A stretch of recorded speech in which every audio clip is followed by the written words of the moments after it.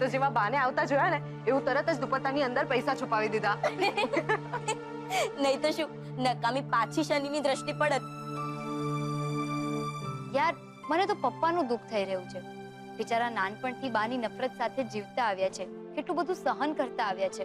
નહીં હાસ તો વળી ને પાછા બાએ કેવા હસતા હસતા બોલતા હતા, મારો મોહન મારો મોહન. માણસને આવા નાટક કરતા શરમ નહીં આવતી હોય? એ બધી વાત જવા દે. આ બા બોરિયા બિસ્તરા લઈને અહીંયા કેમ આવી ગયા છે ને એ કઈ જ ખબર નથી પડતી આપણને. હો ક્યાંય કેમને પૈસા વિશે ખબર તો નહીં પડી ગઈ હોય ને? પડી હોય તો આપણે શું છે, આપણે થોડી હવે પૈસા એમના હાથમાં આવવા દઈશું. તો પછી બેંકમાં મૂકી આવે છે? ના ના, આપણે એક કામ કરીએ, વીસી વાળા પેલા કાંતિભાઈ છે ને એમને પૈસા પહોંચતા કરીએ એટલે ટેન્શન જાય. હા તેજલની આ વાત બરાબર છે. હું હમણાં જ કાંતિભાઈને ફોન કરું છું. રૂપેશ? હા રૂપેશ. શું? હા, પાર્ટી ક્યાં અને ક્યારે છે એ પૂછવા માટે ફોન કર્યો છે. પાર્ટી? હું શું કામ આપું પાર્ટી? જે જીત્યું છે એ જ પાર્ટી આપે, હું નહીં આપું પાર્ટી. અચ્છા, એટલે તું મોહન એન્ડ ડોટર્સ નથી એમ જ ને?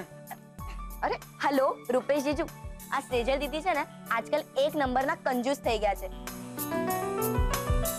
5000 રૂપિયા આવ્યા તો એમ નહીં કે આપણે બધાને સાદો આઈસ્ક્રીમ ખવડાવીએ. હલો, તે મારી પાસેથી આઈસ્ક્રીમ ક્યારે માંગ્યો? તો હમણાં માંગી લઉં છું ને, એ પણ રૂપેશ જીજુની હાજરીમાં. તો રૂપેશ જીજુ, તમે, હું, ઉત્કર્ષ, સેજલ દીદી ને કિંજલ આપણે બધા મળીએ સુપર આઈસ્ક્રીમ પાર્લર. હા, એટલે મને આવવામાં કોઈ વાંધો નથી, પણ ઉત્કર્ષ નહીં આવી શકે. લે કેમ ઉત્કર્ષ કેમ નહીં આવી શકે? એને વળી ક્યારથી આઈસ્ક્રીમની એલર્જી થઈ ગઈ? ના, આઈસ્ક્રીમની એલર્જી નથી, પણ સીઝનની એલર્જી થઈ ગઈ છે. બેડમાં પડ્યો છે તાવના ઇન્ફેક્શન સાથે. શું ઉત્કર્ષને તાવ આવે છે? શું તાવ આવી રહ્યો છે ઉત્કર્ષને? હા, ઉત્કર્ષ માંદો છે, લાગે છે ને વાયરલ થઈ ગયો છે. થોડી વાર પહેલા જ માપ્યું તું, દોઢ તાવ હતો. દવા આપી છે એટલે હમણાં સૂતો છે. તો આપણે આઈસ્ક્રીમ ખાવા નથી જવું. એ જ્યારે ઠીક થઈ જશે ને ત્યારે જઈશું. ને આ રૂપેશ જીજુ, એ જ્યારે જાગે ને તો એના મારા વતી ખબર જરૂરથી પૂછજો.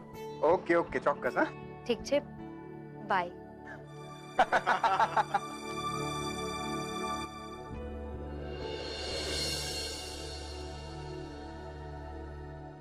મારે ઉત્કર્ષ માટે કંઈક કરવું જોઈએ.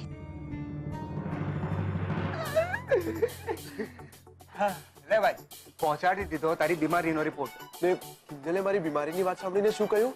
હવે આઈ લવ યુ તો નહીં જ કે ને ભાઈ. અને હા, આ જે આપણે કરી રહ્યા છે ને એને દેશી ભાષામાં ટૂચકો કહેવાય. હવે એ ખરો પડે અને ના પણ પડે એટલે દીવા સ્વપ્ન જોવાની કોઈ જરૂર નથી, સમજો? હા, હવે બધું એ વાત પર નિર્ભર કરે છે કે કિંજલ કાલે તને મળવા આવે છે કે નહીં, સમજો?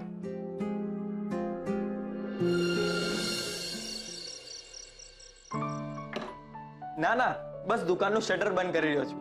પણ આજના દિવસે પૈસા વાળું કામ ટોપનું થઈ ગયું ને? હા, ને બધી ક્રેડિટ તને જાય છે ગુલાબ. Thank you.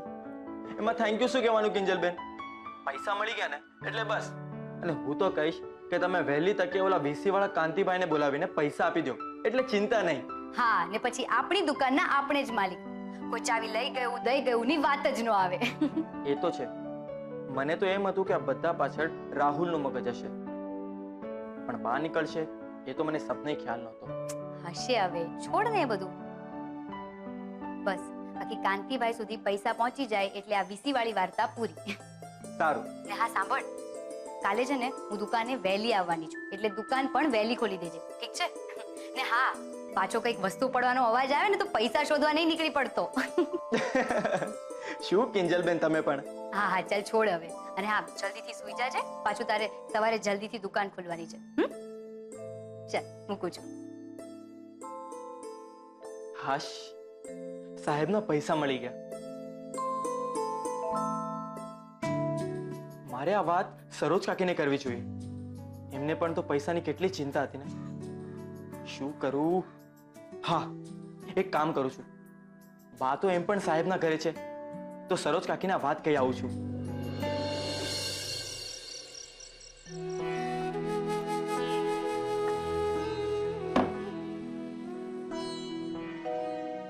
હે ભગવાન, આ પૈસા જેના છે એના સુધી ના પહોંચી જાય ત્યાં સુધી પૈસાની રક્ષા કરજો.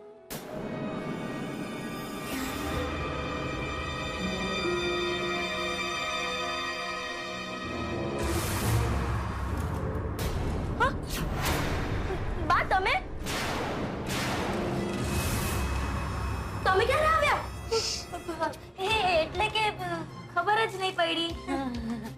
કા હું છાની ઘો છું કે પછી ભૂત કે જે ધડ ધડ દાદરો ચડતું આવી જાય તો એ કોઈને ખબર ના પડે? ભૂતની પલિત જેવા તો છો જ. શું બોલી? બોલ તો ફરી વાર. क्या बा, હું શું બોલતી હતી? હા, હનુમાન ચાલીસા બોલતી હતી. બેસ બેસ. બા બેસો ને. તને કહું છું બેસ ને. હા, તમે તો નાનપણમાં શીખવી હતી બા, ભૂલી ગયા? જો તમને ગાઈને સંભળાવું, હા ને? હા. જય હનુમાન જ્ઞાન ગુણ સાગર, જય કપી સતી લોક. એ ચૂપ રે. જ્ઞાન ગુણ સાગર વાળી જોયા તમારા લોકોના જ્ઞાન અને ગુણ. ખબર છે મને, હું અહીંયા આવી છું ને એ તમને કોઈને ગમ્યું નથી. હા, બીજલ, ના ના બા, એવું કેમ બોલો છો? કેમ એવું બોલો છો બા? તો શું બોલું? શું બોલું?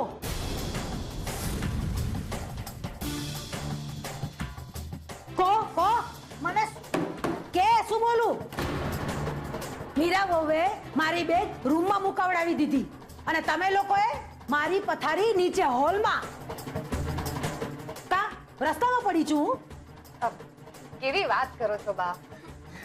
તો શું કહું સેજલ? તે સાચું જ કહી રહી છું ને? તમારે ત્યાં હવારમાં ઉઠતાની હાથે બધા દોડ કરશો તો હું લોકોની ઠેબે નહીં ચડું? અરે બા, એમાં એવું છે કે અહીંયા રૂમમાં પણ એવું જ થવાનું છે. જો મારે ઓફિસ જવાનું હોય, પછી આ બીજલને સવારે પ્રેક્ટિસમાં જવાનું હોય અને કિંજલને દુકાનનું શેડ્યુલ હોય.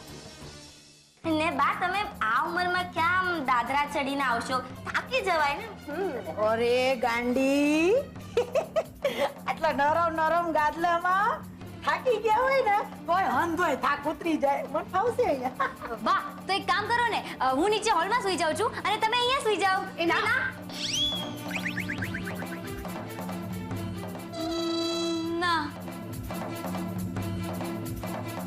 શું ના ના એટલે શું? કાન ખોલીને એક જણી સાંભળી લો. આ ખાલી તમારા બાપનું ઘર નથી, મારા દીકરાનું પણ છે. અરે ના બા, એવું કાંઈ નથી. જુઓ ને, આ બેડ કેટલો નાનો છે. તમને અહીંયા નહીં ફાવે. પેલો જુઓ, મસ્ત મોટો બેડ છે. એટલે અહીંયા હું સુઈ જાઉં છું અને તમે ત્યાં બહાર જઈને સુઈ જાઓ મોટા બેડ પર, આ બીજા સાથે. આ વાત તે કાયદાની થઈ રહ્યો, પણ એક વાત સાંભળી લે. મને ફૂલ પંખો જોશે અને ઓઢવા હાટું રજાઈ જોશે, ઈ પાછી રેશમી. અને 2 તકિયા જોશે, એક માથા નીચે ટેકવવા અને બીજો ટાંટિયા નીચે રાખવા. સમજ પડી? અને એ ફૂલ બેટ આમ નાનપણમાં મારતી હતી એવી લાતું હવે નથી મારતી ને? અરે ના બા, નથી મારતી. અને કિંજલ, તું નીચે હોલમાં જઈને સુઈ જા. બા ચલો, તમે ત્યાં બેડ પર સૂતા થાવ. આવ્યા મોટા. લાતો તો નથી મારતી ને? આજે તો રાતના 2 મારી જ દઈશ.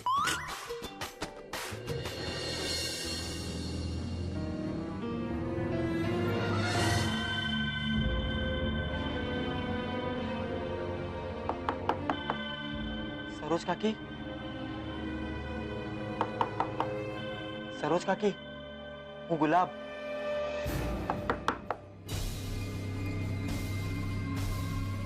લાગે છે કાકી સૂઈ ગયા.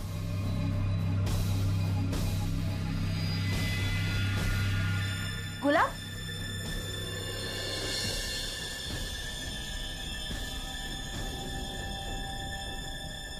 તું અત્યારે અહીંયા શું કરે છે? શું થયું? તમને ખાસ ખબર આપવા આવ્યો છું કે સાહેબને એમના 5 લાખ મળી ગયા છે. કુમાડી રે,